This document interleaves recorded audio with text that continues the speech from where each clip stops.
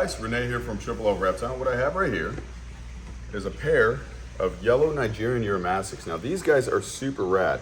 Now the way that you can tell that this is a pair, male and female, is that they express what is known as sexual dimorphism. And what that means is one of them is noticeably different than the other.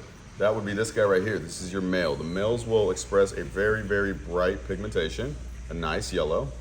And the females are gonna be a little bit more dull and bland, but it's not uncommon to see a female with a lot of yellow once she's nice and warmed up. Now these guys are super, super rad, and the care for them is a little bit different than most reptiles.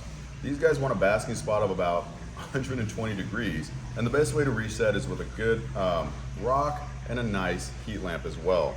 You do want to make sure you have a 10.0 UVB on them, and you want to keep them warm at pretty much all times.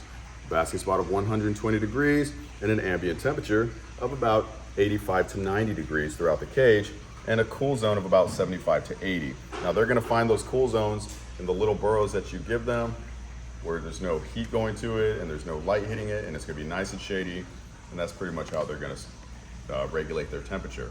Now one cool thing about these guys is these guys mainly eat veggies. These guys are mostly herbivores, but they do eat the occasional insects. You don't want to give them insects too often. You want to give it to them just about once every 2 weeks, just to give them some supplemental protein and just give them that enrichment that they need. Now these guys do like to eat their greens, and they love to eat lentils and different types of birdseed.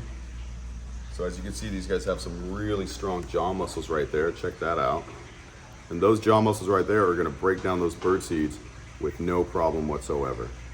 Now the best way to keep their heat going is a good melamine cage. I always recommend melamines for these guys, which is a nice wooden enclosure, because it's going to retain a lot of heat for them, and they don't stress out from seeing too much of the glass on the sides as well.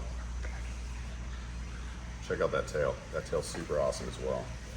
Now they actually use this tail whenever they're running away, and they wedge themselves in between rocks, and they bloat themselves up, kind of like a chuckwalla. If you've ever seen a chuckwalla, they'll get all nice and fat, and you can't pull them out of that crevice. Super cool animals. Now you can find these guys and plenty of other reptiles on our website at lloreptile.com.